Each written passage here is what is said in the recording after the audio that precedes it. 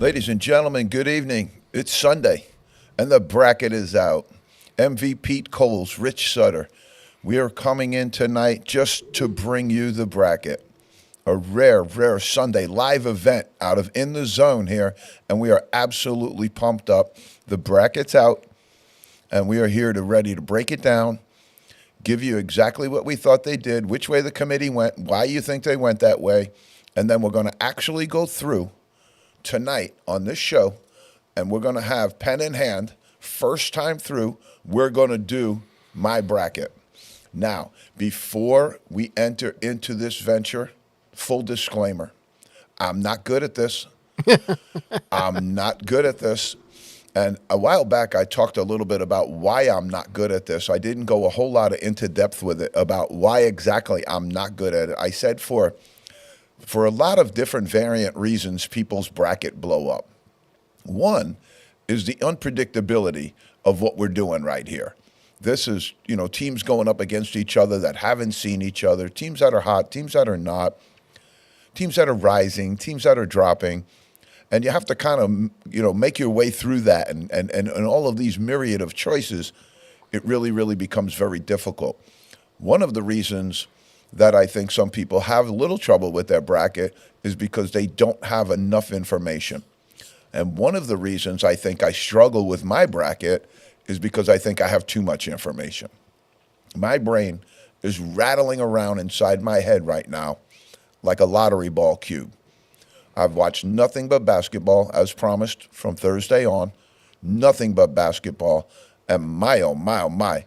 We're only doing college basketball tonight, folks. We're only doing the bracket. But the lead up into the bracket is the conference tournament champions. Mm-hmm. And my, oh, my, oh, my, that did not disappoint. UConn got a little slow start there. That did not Holy disappoint. cow. It was a slow start for UConn, and they managed to prevail, though. Yeah. They managed to come out of it. First championship for them, outright Big East championship for them in a long time in the regular season, then to follow it up with a tournament win. They haven't done that in a while. Danny Hurley's walking on sunshine right now. You know, we're going to get into this a little bit. I don't know. I'm going to go right off the get with the bracket and say I think the committee, by and large, did a pretty good job. I was anti-Michigan State all week long, and I'll stay anti-Michigan State all week long. But if you go through a process like this, you go through it all the way through. And if there's only really one or two things that I can point out and I say, wow, you missed it there, and for variant reasons, obviously, then I think we're okay. You know, if we get to, man, there's 5, 6 teams in there and everybody's shaking their head going, what are they doing with this? What are they doing with that? I don't think we have that here. I think where we're going to have some exploration into the mindset of this committee is with some of the seeding. And we'll talk about that a little bit as we go through the show. But we put out earlier today our 4 number 1 seeds. And as we talked about on our show for a very, very long time, the 1, 2, and 3 in college basketball didn't change much this year. You had your UConn, you had your Purdue, you had Houston all the way through. Yep. Now, conference tournaments really were revealing a little bit because UConn prevailed all the way through Madison Square Garden. Boy, can the Husky fans show out when they want to really get up and go. They great support to the team in New York. And Madison Square Garden, I grew up in New York, obviously I'm biased, but what a mecca. What a mecca for basketball that they have. They have the A-10 in Brooklyn, and then at the same time they're having the Big East in the Madison Square Garden. So it's absolutely on fire basketball. A couple of days right there. People in New York just love that stuff and really, really support and get out to the tournament. You know, St. John's has a great advantage there, but UConn really, really does a great job there in getting their people out. And for them to win their tournament straight out, they were the one of the 3 teams that we've talked about being the elite 1, 2, 3 kind of triad that we've had all year. They're the only one that won their conference tournament. So you had Purdue get knocked off by Wisconsin, and some of that defense that Purdue played looked a little bit like some of the tackling that was in the Super Bowl that we talked about. We can talk about that a little bit later. And the other team that had been up there all along, Houston, my goodness, they absolutely got beat down badly, very, very badly, by a team that we've been talking about all year. And I think we're going to have to look and see how this whole thing works out now, because I haven't really gone through it, folks. This is honest. We're doing it for the first time ever. We're doing it live, yeah. But all year long, I've liked the Cyclones of Iowa State, and boy, did they show out in that Big 12 championship game. They absolutely took Houston, who everybody had as a 1 or a 2, you know, in the entire country, never alone a seed, a 1 or 2 seed. They had them as the 1 or 2 in the country, and Iowa State dismantled them, absolutely dismantled them.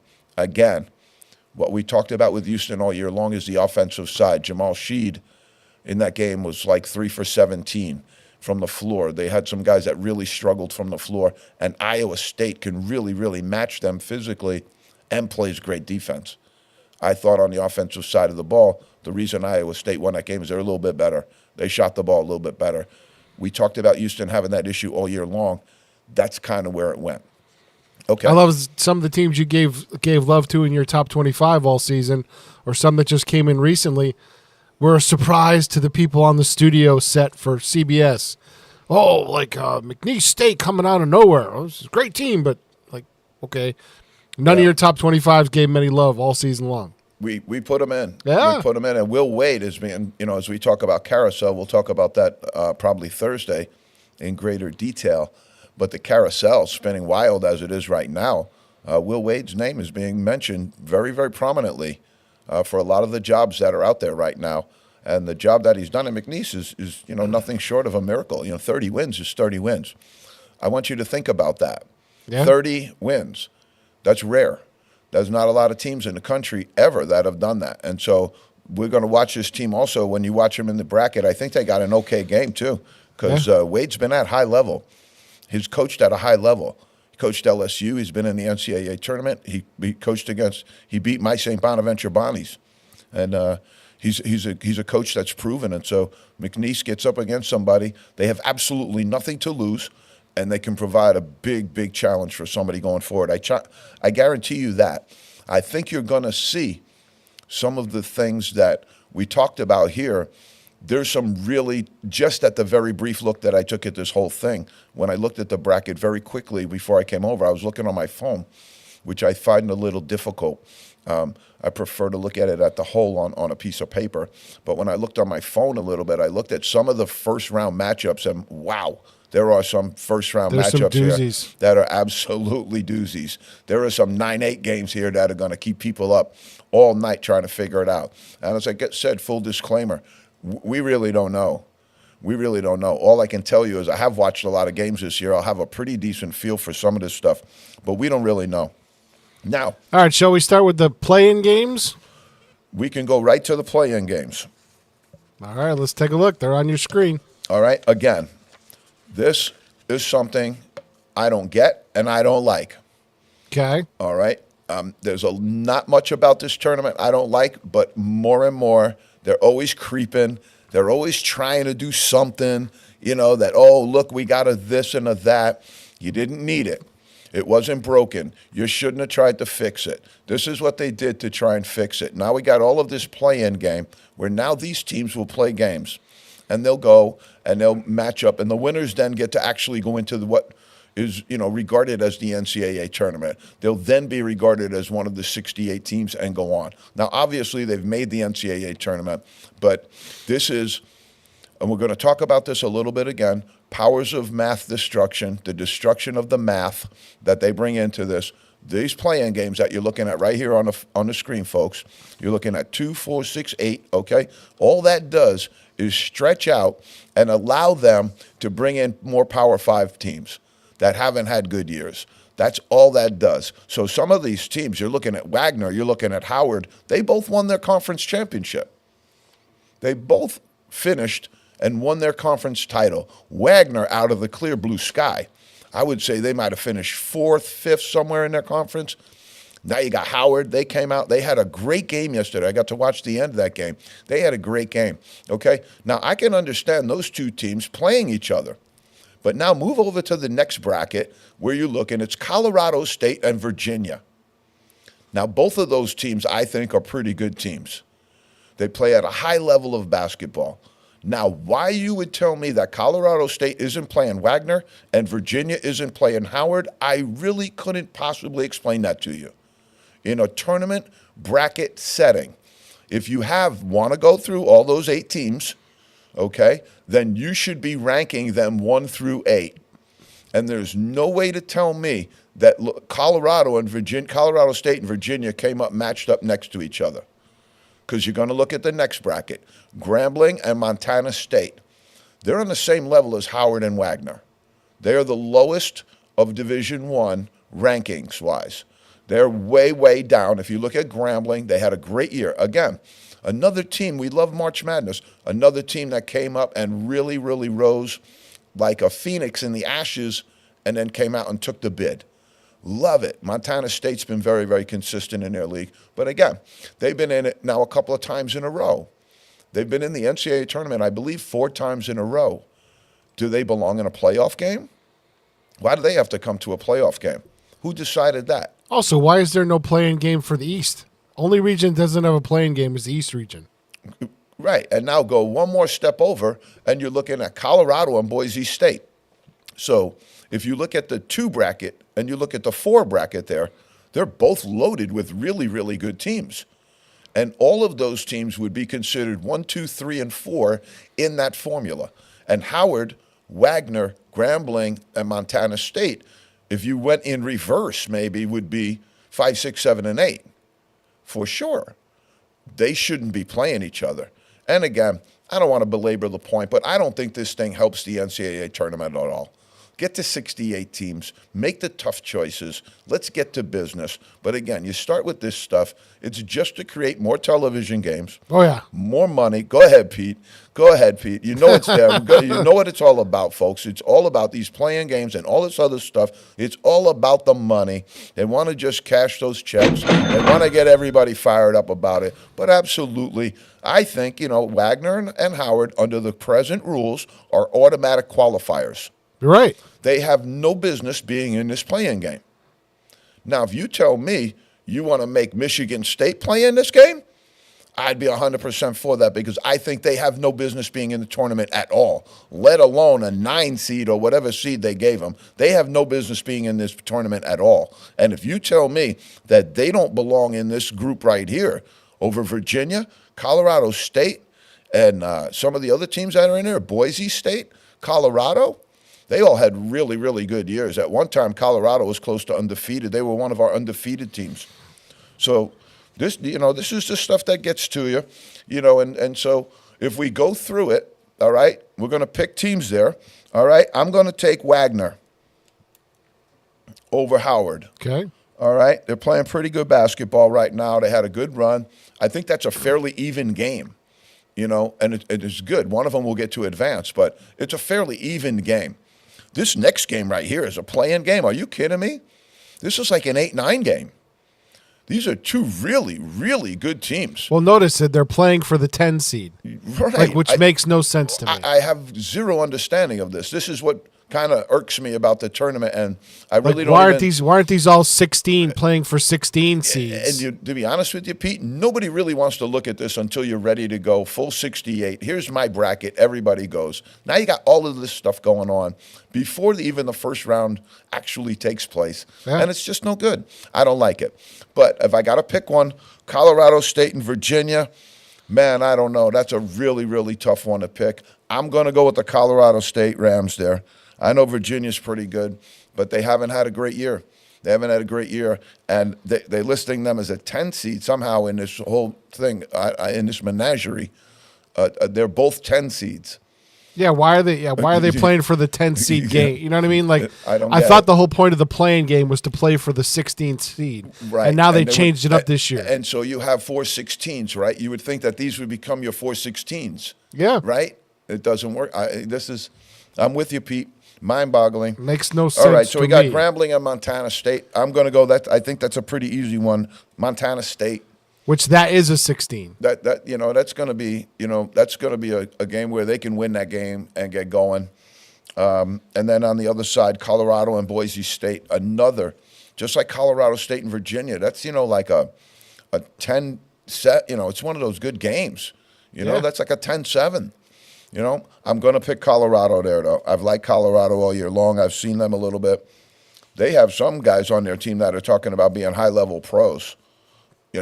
Some guys on their team being high-level pros.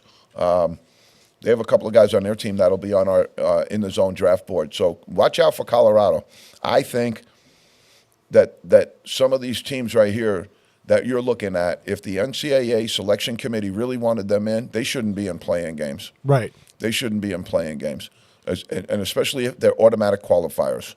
If that's how the road through, that's how you get in.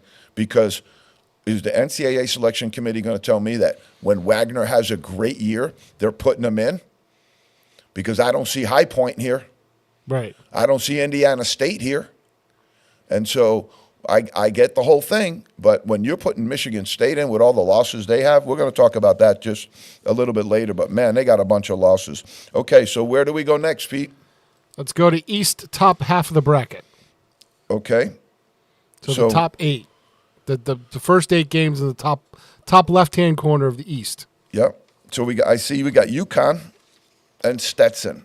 All right. I think that's a pretty good matchup for UConn coming out. I think UConn's playing really well, but are they giving UConn preference because they're like the number 1 team in the country? Is that why there's no playing game in the East? I think that's the only thing I can think of. Might have something to do with it, but to be honest with you, I thought UConn, after all of this, having won their tournament, we had Auburn as the other number 1 seed. Yep. So we had UConn, Houston, Purdue, and Auburn was our number 1 seed. But of all of those 4, you have to pick who's your ultimate Overall. number 1. Yeah. And after winning the Big East tournament and coming through it, and the other 2 losing their tournaments, I had UConn being the overall number 1. This is not an overall number 1 bracket. They got screwed, if you ask me. UConn did. And when we go through the other brackets, I think you're going to see what I'm talking about. Yep. Look at some of the teams in this bracket that they have, and you're going to see, because this was an absolute misseeding by the committee. There's no business for Auburn to be a 4 seed. No business at all for them to be a 4 seed. They should be a lot higher than that. I had them as my final number 1. There's no way, as the SEC champions, winning the tournament, becoming the automatic qualifier for one of the best conferences in the whole thing, I think they deserved a little bit more respect than getting a 4 spot. I really do. And then you look up there at San Diego State. I don't think they should have been as high as they are. You know, and then you have Northwestern, Florida Atlantic got in. You know, there's some, you know, a little bit of shake and rattle and roll here as far as some of these at-large bids, because we're going to talk about that. All right, but UConn, Stetson, we got to pick the game, Pete. Let's go with UConn there. Most of the studio guys for CBS had UConn going all the way. Yeah, I don't think I will. We're going to find out. We're going to find out, but we're going to go UConn right there. And now you got Florida Atlantic and Northwestern. That's going to be a very, very good game. People are not aware of how good Northwestern is. They had Purdue down at the buzzer and almost beat them. Florida Atlantic, still a very, very good team. But I'm going to go out on a limb, and I'm going to take Northwestern there. That'll be a big upset. This is the kind of thing that'll knock your bracket right away. Sure, yeah. Knock your bracket right off into tomorrow, right here in this region. San Diego State, UAB. I really like San Diego State as an organization, as a team. Haven't had a great season this year, but I'm going to go with them. I'm going to take them over UAB. UAB beat Temple today, got in, had a good season. I just don't see it. Auburn and Yale. I want to apologize to my good friend Victoria Chun, who is the AD at Yale, but the Bulldogs are going home early because I think Auburn's got the business. I think Auburn's, you're going to see in this bracket, like I've been in the shoes of where you're sitting there on Sunday and you're waiting for a team to come up. And I remember sitting back in time, I didn't want to see Rick Pitino's Kentucky team because they could just blow you out and it could get really, really ugly. You would say, okay, there's still a number 1 seed, but God, they'll play a style that we might be able to stay in the game with. They'll play a style that we might be able to hang around with. And so when you're watching these things unfold, if you're Yale and you just saw Auburn come out, I say that might not be a really good style fit for Yale because Auburn's super athletic, just coming off a huge SEC victory. And Auburn could present some problems in that bracket for UConn. I think UConn is very, very strong, but the double repeat's really, really hard. Sure. It's a really, really difficult one. So I think we're finished over there. We'll take Auburn over Yale, and we'll move on. We'll look at the bottom half of the East. This is, I think, going to be one of the most difficult games to call because I'm a big A-10 fan and because I watched the entire Bonaventure-Duquesne game. This one's going to be a really, really tough one to call because I like BYU. I like their shooting, but this Duquesne team's really, really junkyard dog. This Duquesne team's really, really tough. So as much as I want to kind of stick with BYU, and think they're going to be good, I'm calling for a first-round A-10 upset right there, and I'm calling Duquesne going to take BYU there. I'm going out on a limb there, folks. All right. Trying to be controversial. Illinois didn't get any favors here. Illinois did not catch the seed that I thought that was appropriate for them. And now Morehead State's pretty good. I don't think they're good enough to beat Illinois, but I'm going to take Illinois. So no upset. It's going to be a close there. game. No, Okay. It's going to be a close game, but I think they're going to be okay. Washington State and Drake. This is where you get into those middle round games and somebody somebody's going home that I think are two really, really good teams. I think Washington State is really well coached, and I think they got a really, really good team. But I like this Drake team too. So this is probably, in this first go-round, might be my hardest decision to make right here on this game. But I'm going to go with Drake because I like Drake. I think Drake could be a surprise team this year. I'm going to say it right now, and obviously anything can go wrong. That's a big, big first game for them. Really, really tough game. You got Washington State, who's playing very, very good basketball. This next game we can kind of skip through because I think it's going to be a quick one. I think Iowa State's, to me, I've been talking about the Cyclones all year long. Yep. Been really, really high on them, and I think they're going to be pretty good. Go ahead, Pete. Let's roll it. All right, let's take the West top half. Mm-hmm. North Carolina's got to wait for their play-in. Yep. That is that an advantage or a disadvantage? They got to scout both teams now. Yeah, you and I had this conversation once before. They're scouting Howard and Wagner. Right. So when you get now, they're a number 1 seed. Yep. But they're now going to wait to see who their opponent is after this play game. Now, both of those teams are not in North Carolina's category, so they're happy about that. They're not looking at the Colorado State bracket. They're not looking at that other game. So they're going to wait, and they're going to get somebody good. But you're 100% right, Pete. They got to wait. And this is what they're going to be doing. They're going to split their group up, and they're going to go half and half. Half the coaches are going to move over here, and they're going to cover one team, and the other half's going to cover the other. And they're going to be going after both of them all week long. This is, the FDU shook everybody up last year. So right now you got all of these major conferences really, really focused on that first round game where they wouldn't necessarily have had to in the past because in the tournament we went for ever without having a 16 seed beat a 1 seed. We went forever. Mm-hmm. UMBC was the first team to do that to Virginia. Then it happened again when you had Purdue get tussled up with FDU. All right, so now you got that happen 2 times already. That's why these bigger units are going to be on alert. And so a Wagner or a Howard who comes through there, they're playing hot. They got nothing to lose. It's going to put these big teams on a little bit of alert. You're going to see some pretty good stuff happening there. So North Carolina is going to play the play-in game. They're going to play, we put in Wagner, right? I believe that's who you took, yeah. Yep, so we're going UNC all the way over. I think UNC is pretty good.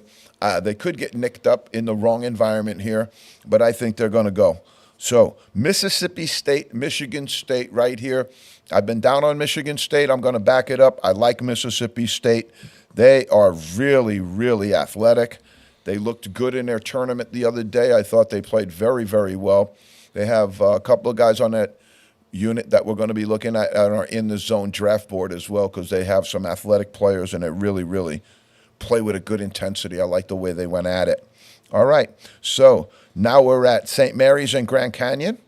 You've been pretty high in St. Mary's this year. I've been high on St. Mary's this year, but this is a bad matchup for St. Mary's. This Grand Canyon team, they got into a fight last night at the end of their conference tournament. Some guy went in and had a dunk when the game was done, and then some guy threw a ball and pushed this guy and pushed that guy.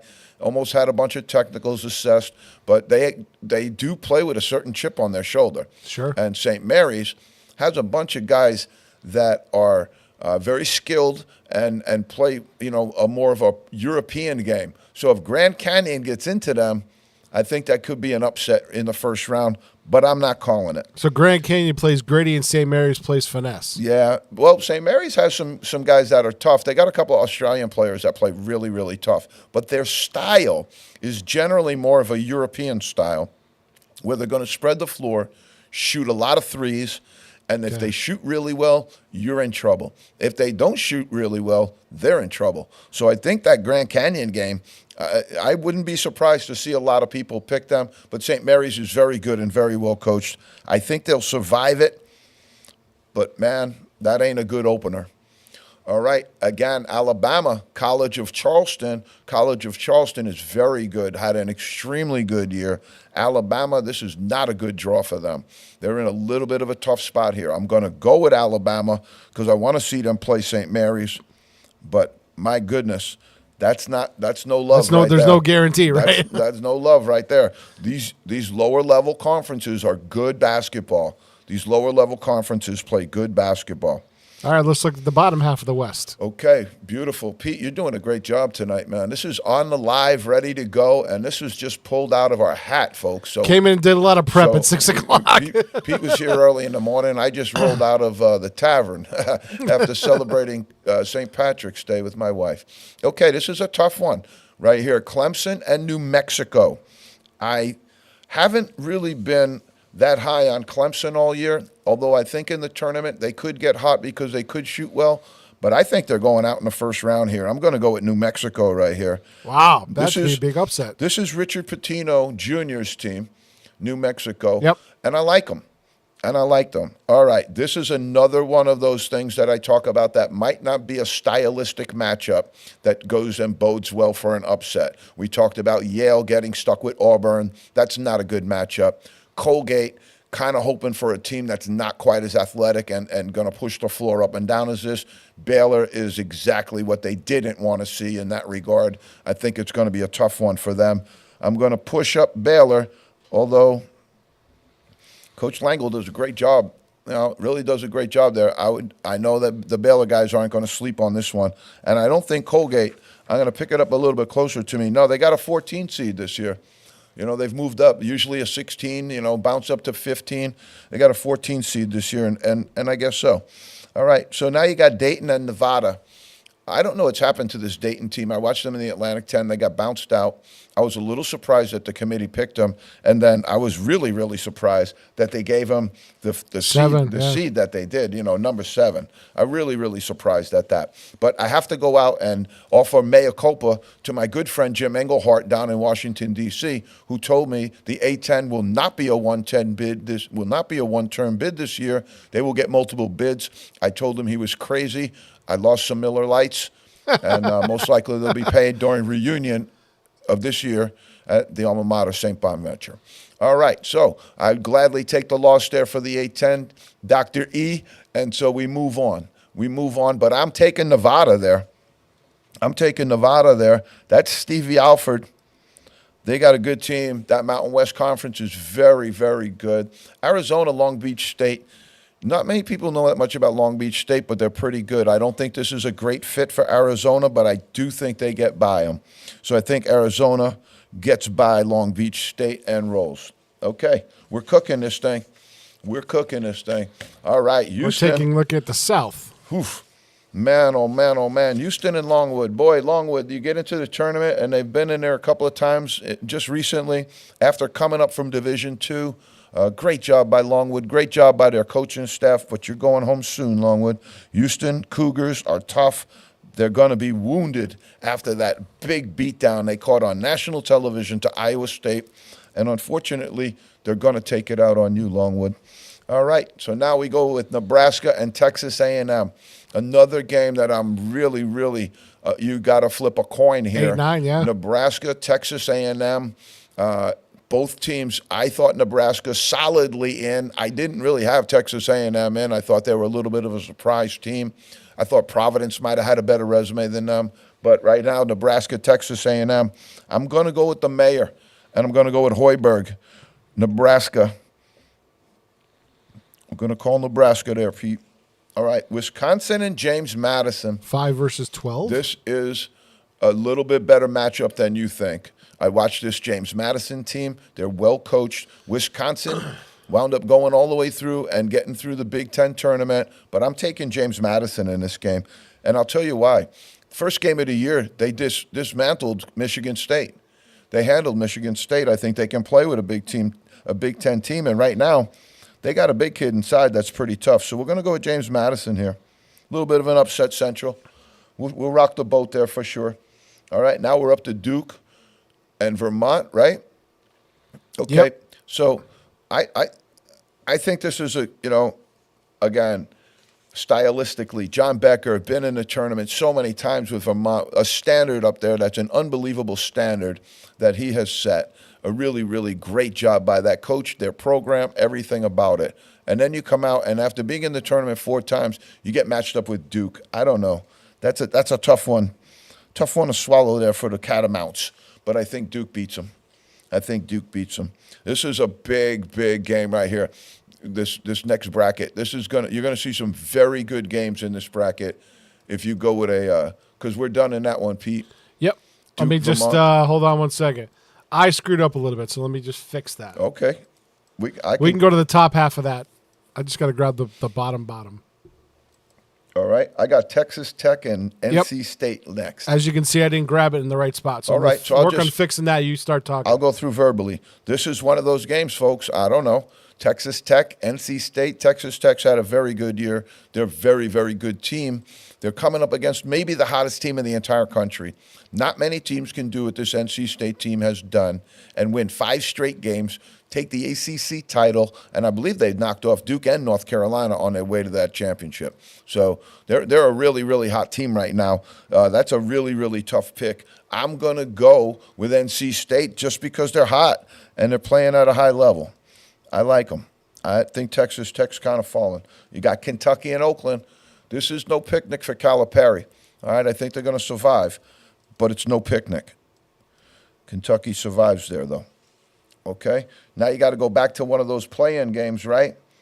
Florida is going to get the winner of Colorado State and Virginia, right? Yep. We had Colorado State. And I like Florida there. Florida's good. Florida can shoot. They lost in the SEC final to Auburn today. Did not play a great game, but they have a good team. They shoot the ball well. And they're very, very well coached. Very, very well coached. I think Colorado State is too. Marquette, Western Kentucky. A lot of people were real high on this Marquette team. Went into the NCAA, into the Big East tournament without their point guard, Tyler Kolek. If Kolek comes back healthy any way around it and he can move and groove, I think they're going to be good. But if he's not with them, they can go out to Western Kentucky right here because Western Kentucky's not that bad. 15-2? I'm going to stick with Marquette. Yeah, but, it's a lot riding on Kolek. Yeah. There's a lot riding on Mr. Kolek, see if he gets back healthy because that's how they got bounced out in the Big East tournament. Okay. All right, let's so take now a we look got at the Midwest. Purdue with another play-in game, and that's Montana State. And I think you're going to have Purdue. I'm going to say that we'll find out how this goes. I don't know if we'll get through the whole bracket tonight, but maybe we will. But I'm going to say Purdue has a really good chance to go to the Final Four this year. I think their bracket's pretty good. Okay, you got Utah State and TCU. This is a great matchup. Really, really good matchup. Jamie Dixon, Utah State, the Aggies, they're a really, really good team. I've been talking about them all year. I am going to go with Utah State there. And in that top bracket, if you have Purdue against Montana State, obviously I'm going with Purdue. Okay. Now you have Gonzaga and McNeese. No picnic here for Mark Few. Absolutely no picnic here for Mark Few. They could get jammed up here. I'm going to go with Gonzaga because they have the proven ability to be in that tournament. But I'll tell you right now, that could be an upset special written all over it. Yeah, that's what I was thinking too, because McNeese has been surprising people all season. And they only have a couple of losses, And I'm going to go with Kansas over Samford there, which sets up a really, really good game. You're seeing some of these setups here. Kansas and Gonzaga would be a great matchup, great coaching matchup. South Carolina and Oregon. I have been really, really high on South Carolina all year long.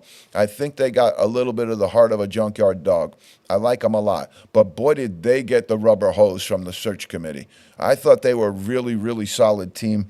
This Oregon team's about as hot as it comes. The NC State and Oregon are both on fire. I'm taking Oregon right there, and I'm going to give you a name to watch throughout this tournament. His name is N'Faly Dante. Plays for Oregon. He's a big man. He's tough. I think he could be a difference maker in that game. I'm going with Oregon there. I like South Carolina, but man, oh man, that's a matchup. That's a tough one. A really, really good team's going out. Yeah. Really, really good team is going out. So Texas gets Colorado in that last play-in game. Yep. Thankfully. Oh, my God. I like Colorado there. I didn't think Texas belonged in this tournament at all. Wow. There's two teams that I'm going to go out on a limb and say they had no business being in this tournament, let alone seated where they were. Texas and Michigan State. Absolutely zero business being in this tournament, in my opinion. All right, you jumped over Creighton, Akron. We did. Okay, we're going Creighton there. Everybody knows I like Creighton. That's going to set up a great game, Oregon and Creighton. All right, and go back to Colorado now, Pete, with Tennessee, St. Peter's. Yep. And I'm going to pick Tennessee right there. Tennessee got pounded in their tournament. All right, so you want to go right back up to the top where we began? Sure. Okay, so that puts us at UConn and Northwestern. Okay. Okay, so you got UConn and Northwestern. I think Northwestern's pretty good, but they're going to be a little bit out of their element right there, and I'm going with Connecticut. And then we got San Diego State and Auburn. This is a fabulous, if it turns out this way, this is a fabulous matchup. I'm going to send out a little bad message to the San Diego State fans. Aztecs probably not getting out of this one. All right, I like Auburn a lot. I'm going to say that Auburn-Connecticut matchup is going to be a barn burner. All right, now we got to go. Do we still believe in Duquesne? I see them matched up against Illinois, and I have to say goodbye, Duquesne. Illinois, Terrence Shannon. I thought they got a really bad seed from this tournament committee, and I thought they got a really bad shuffle here on the way through. I think they're a lot better than people think, and keep an eye on this team because now if they get the right rhythm, they're going to be really good. You got Drake and Iowa State. I really like Drake, man. I tell you, this team's really, really, really good. I really like them. They might have a couple of guys that get on our in-the-zone draft board, but I'm an Iowa State guy. I'm an Iowa State guy, and right there they're up against. That's a really tough matchup, man. That is a really tough matchup. I'm going to take Iowa State. Okay, so now we're going to slide to UNC Mississippi State, right? Yep. We'll go back to the West. That's a really tough matchup for North Carolina. Again, stylistically, Mississippi State is junkyard dog, athletic, speed, all over the floor. They have size. They have athleticism. North Carolina's going to have to play a very, very highly skilled basketball game there. I'm going to give UNC to push there and let them ride. St. Mary's and Alabama, that's going to be another great game if it turns out that way. I'm going to push St. Mary's through. I'm not a big fan of Alabama. I think they probably belong in the tournament, but the seed that they got is ridiculous. They have 10, 11 losses. Michigan State has 13 or 14 losses. Terrible. You knocked out some really, really good teams here that could have been in. Indiana State belongs in this tournament, my opinion. They belong in this tournament. There's some other teams out here that we'll talk about at the end maybe if we have time. But right now, we are on the New Mexico Baylor, right? Really, really tough game all the way around. I'm going to take Baylor there because that's just a junkyard dog matchup all the way through. And then you have Arizona and Nevada. Say goodbye to Coach Alford, and we're going to take Arizona. They have what it takes, to get deep into this tournament. But they also have what it takes to get knocked off quick. All right, Pete, I'm sliding over to where we have Houston and Nebraska. Houston and Nebraska. Stand by. Stand by. Houston, we have no problem. All right. I think Houston takes Nebraska.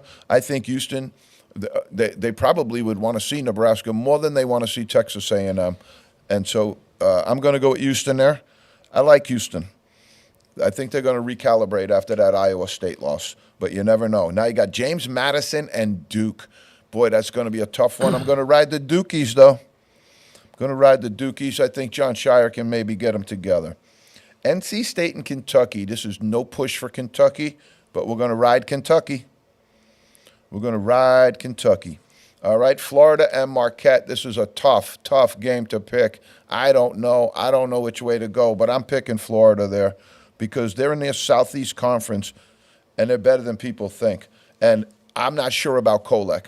I'm not 100% sure about Kolek. Purdue and Utah State. This is where you get into the heart of the tournament. This is where Purdue has to win games. This is where Purdue has to sustain. And if they can get by this game, I think they got a really good shot. So I'm taking Purdue over Utah State, although I like Utah State very much as a group. Then you have Gonzaga and Kansas. This is a game. This is going to be one of those games that matches up, in a Sweet 16 or, wherever you're going to catch them. You got Gonzaga and Kansas. I'm going to go with Kansas there because I think Bill Self's working a little something. I think he's got a little something up his sleeve.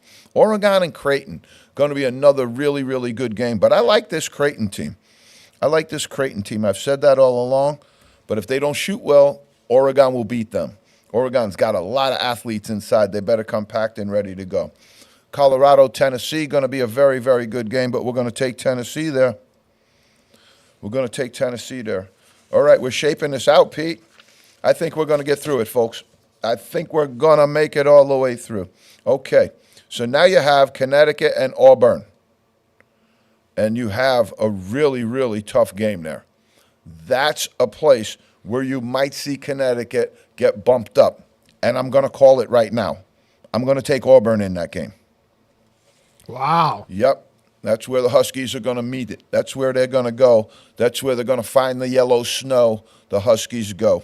All right. So now you got Illinois State and Iowa State. I'm staying with Iowa State, Pete. I believe in Iowa State. I believe in the Cyclones. They could bite me, but I like them. Houston and Duke, what a great game. Duke team is young, mercurial. If you saw any part of Houston, the way they practice, you'd know that they'll be ready. They'll be ready for this tournament. I'm going to take them over Duke because I just see them being the tougher team right there. I just see them being a little bit tougher. And now you got Kentucky, Florida. That's an SEC conference game. That's a SEC matchup. I'm going with Florida all the way through there because I think this Florida team's a little bit better than people think. So we are just absolutely scorching this thing right now. So you go to UNC and St. Mary's. Who's going to win that one? That's going to be a tough, tough game. And I'm going to go with UNC there. I like this Carolina team. I think the NCAA selection committee gave them a little bit of a smart ride here. We'll see what happens. But then, you gotta go against this Baylor, Arizona winner. I think you're going to see Arizona go up against North Carolina there. And you'll see what goes there. We'll see what happens. Purdue, Kansas. What a matchup. Purdue and Kansas. If you get this matchup, might be one of the premier matchups of the entire tournament. If anybody is going to send Bill Self home, I believe it might be Zach Edey. We're going with Purdue. There. Okay, you got Creighton and Tennessee. This is where Creighton runs into trouble. I like this Tennessee team. I think they got a lot to offer. They have a player on this team that you're going to hear about, Dalton Knecht, Knecht. This kid can play. I'll tell you that. He's all over the place. He can shoot. He can handle. He can hit threes. If he leads that team and they get going, they could get into the Final Four. Okay, so now we have to go and see who wins and gets down really, really into the nitty-gritty here. Auburn and Iowa State. If they were to match up, all right, I think I'm going to take Iowa State right there. I really like this team. What they did to Houston in that tournament matchup the other day was nothing short of unbelievable. And I'm going to give them a shot. I really like this team. You got Houston and Florida. I think you're going to see a rematch of that game. Houston against Iowa State. Oh, boy, would that be something. All right, let's go down the other side now. You have UNC and Arizona. That's going to be a tough matchup. That's going to be a great game. I'm taking UNC all the way there. And then you have Purdue, Tennessee. Wow. I don't know. You're into it now. I like Purdue, though. I think they have the eye of the tiger this year. But this is a place where they could really, really run into a little bit of a real, real tough time. But I'm going to go with Purdue. And so, therefore, we just landed our Final Four, right? I believe so. I don't think we... I needed to do more prep work. Holy cow. I think we just turned into a Power 5 shill, Pete, because I think we just picked all of the number one, pretty much all the number one seeds, except for I have Iowa State. So what we came up with was Iowa State and Houston, North Carolina, and Purdue. So got a couple of number one seeds in there. You're the only one that doesn't have UConn going to the top. Yeah, I think that they're Amongst very, the national. very good. But I also think what they're trying to do is go through this whole thing. And I alluded to this a little bit on the last show. We'll talk about it again a little bit. But coaches should not make themselves the focal point. Coaches should not make themselves the show. And you got Danny Hurley in Madison Square Garden jawing it up with fans and talking to the Providence fans and all this other stuff. I get it. It's hard. They're sitting right on top of you. They're saying very, very bad stuff to you. I understand all of it. And I'm not saying that I would respond a whole lot differently. But what you have now is the emphasis kind of going on to Danny Hurley, and everything is now more on Danny Hurley than on some of the great players they have on this team. But I wait a think minute. that's going to be a bit of a problem for them. If the coach shoulders all that stress from the press and everything, doesn't that make the team loose? You know, I think you called it. They're definitely loose. You know what I'm saying, though? But if the coach is shielding I think them. he created it. And so I don't think he's shouldering anything. I would agree with you that would be a really cool thing to do if that's what the coach was doing. But he created this stuff by talking to the fans, getting into it with them. And it's really hard not to answer them, really hard not to say anything. You know, I get that. You know, I've been in some bad situations. I was with a guy named Jack Bruin, you know, who had a little bit of a belly on him, you know, and people might have said some of that belly might have come from beer, you know. And when we would go into opposing gyms, you know, they weren't always nice, you know. And I had my now wife, Alexandra, with me, and we were engaged at the time, and she would sit with Jack Bruin's wife, Joan, and the entire section of the student section would jump up and chant "Six-Pack Jack" at our entire bench. And we sat there and we laughed and we took it and we just moved on. You don't engage with it. And that's where, especially in Madison Square Garden, and we also talked about this. You had a young man coming over the bleachers, coming over the scorer's table to get onto the floor during a women's brawl during the South Carolina and LSU game. Yep. You know? And so now you're out here starting stuff on the middle of the court and saying stuff to fans. These fans have been drinking all day. They've been out partying. They've been out doing this. They bought their ticket. They get to say what they want. But you start engaging with them, I think that's where you kind of step over the line. And I wouldn't really, really, you know, think that that's a good way to go, because you look at UConn's team in the middle of last year, and there's all this talk about Danny Hurley and his wife being a real big impact on him, and his demeanor changed dramatically as they went on that championship run. Now you're kind of seeing his evil twin slip back in here a little bit. You're starting to see the old Danny come back in here a little bit, and he's fighting himself a little bit because of the stress, because of everything that comes with it. It's not easy. I'm not saying it's easy, but that's what you're watching right now. And I would say if I was Coach Hurley, I'd try and get back into that Zen focus of just being in that place where, you know, you're doing basketball and you're not really worried about any of the externalities. Because when you start picking up on those externalities, the focus is no longer on your team. The focus becomes on you, and I think that's where you can get clipped. And I think if you walk into the Auburn game without your focus 100% clipped up, I think you might get it. So we got our 4, Iowa State, Houston. You got UNC and Purdue. Wow. You know? Yeah. Who's going to win it all if that's your Final 4? I think Houston goes. Pete likes Houston. I love Houston. If you saw their practices, man, how could you not love it? They work so hard. They get after it. They have such integrity. But when I watched them the other day against Iowa State, against a very good defensive team, they scored like 40-something points. They had a really, really hard time putting the ball in the basket. And so that's one of the reasons I think I might stay away from them. But they're so gritty and so tough that they could get into this thing and do exactly what you say. But right now, I kind of am going to go on the fact that you have that repeat syndrome that we were talking about with Virginia. When Virginia lost to UMBC, they came back and they won the national title the next year. They were focused. They were laser focused. They were locked in. And now you've watched this Purdue team led by, to me, the best player in the country, Zach Edey.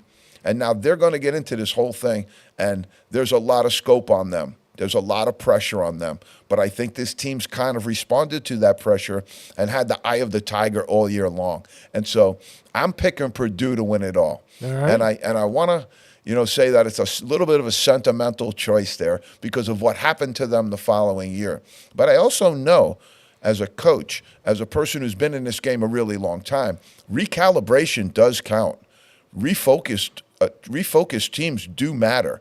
And when you get a team that has been punched right dead face in the nose and gets embarrassed, humiliated like that in public, and then still has to, with pretty much that same core of guys, come back and seek redemption, man, that's a courageous story. That's why I'm riding Purdue.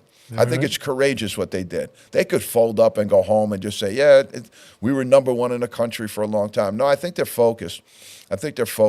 And what you're going to see from Purdue is not only do they have the best big man inside in the country, and he's going to be very, very difficult to stop, they have some really good shooters on the outside of there. And then the other day, they were in their tournament, and one of their guards almost went down and had a knee injury. And so everybody was holding their breath, much like with the Marquette fans with Tyler Kolek, just holding their breath and not being, able to breathe for a few minutes there to see, if their guy got hurt, And so one of their guards went down as well, and it looks like he's going to be okay.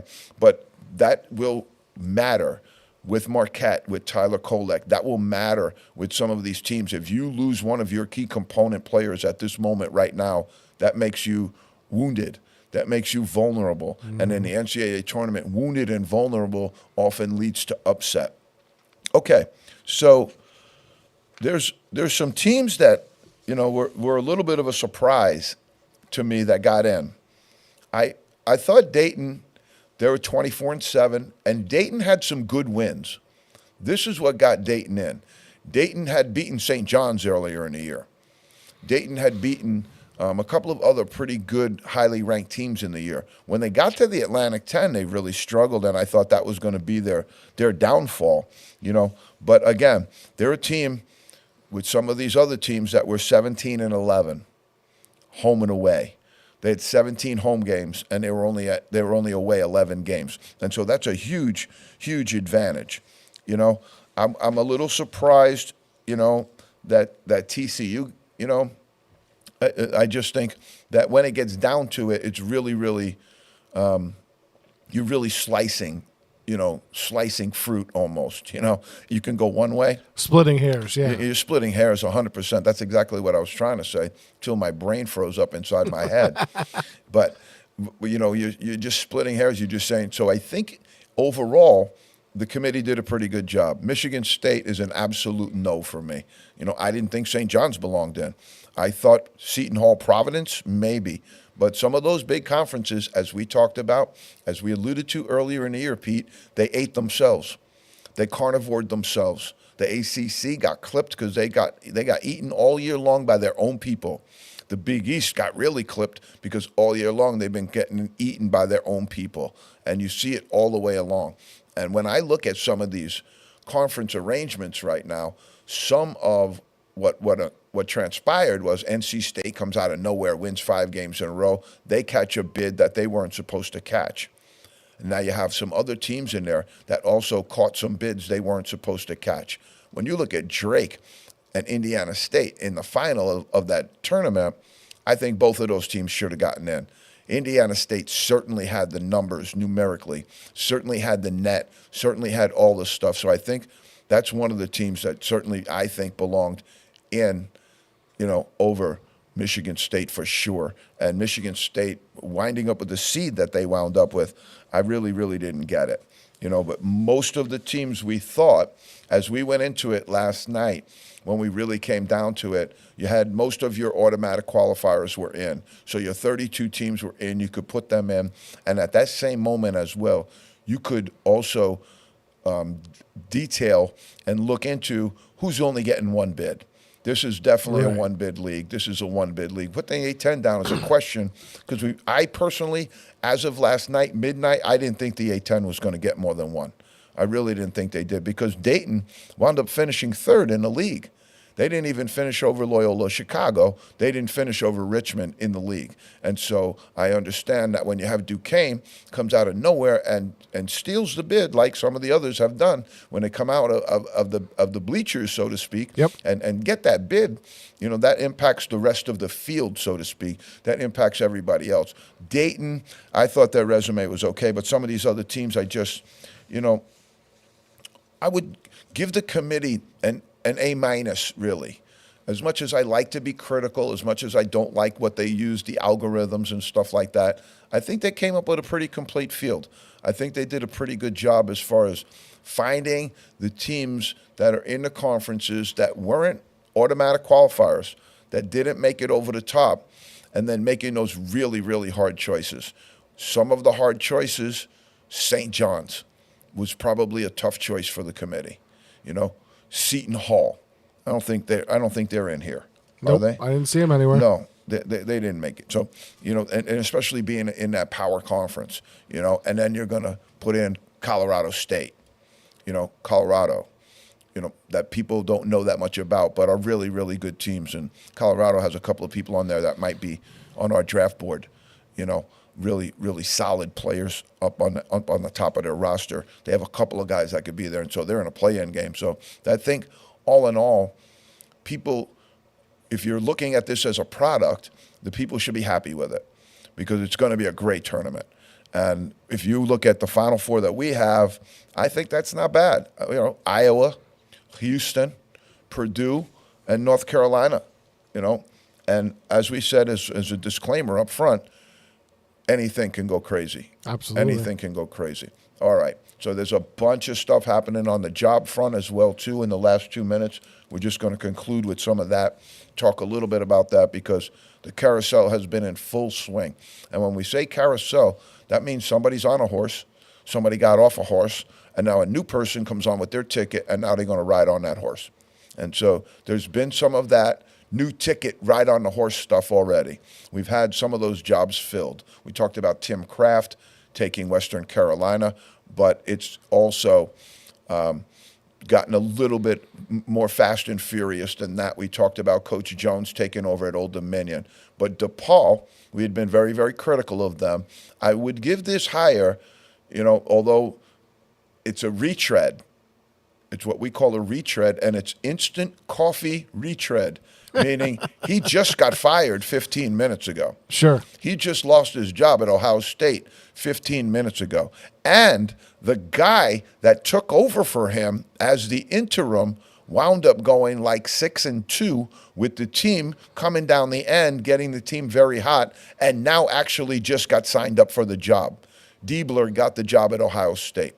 But DePaul, after years and years and years of picking the wrong people, picking the absolute wrong people, I would give this hire a pretty good grade, even though I don't like retreads because he wasn't on a horse to get off of.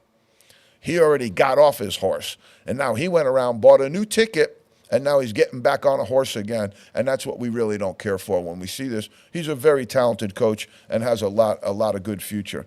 But you also saw Louisville let go of Kenny Payne. Mike Hopkins was let go at Washington. There's a whole lot of shaking going on. There's going to be more. We had called Juwan Howard at Michigan, having a little bit of problems right there. At Michigan, right now, since Ohio State filled with Diebler, at Michigan right now, keep your eye on these two names. And this is what could happen, I think, possibly, and we'll close with this.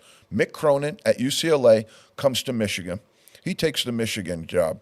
And I'm going to say Tony Bennett, who's at Virginia, gets a little bit antsy about his situation at Virginia and jumps on to UCLA. Hey, folks, we'll see you Thursday. This was live. This was unbelievable. And this was our bracket. We're going to follow it. We're going to go through it with you. We're going to stay with you. Take what you like and take what you don't like and throw it away.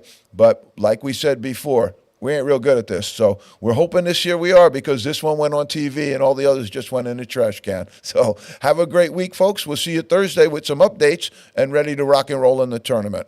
Have a great week. We'll see you in the zone. Pete, go get 'em, baby.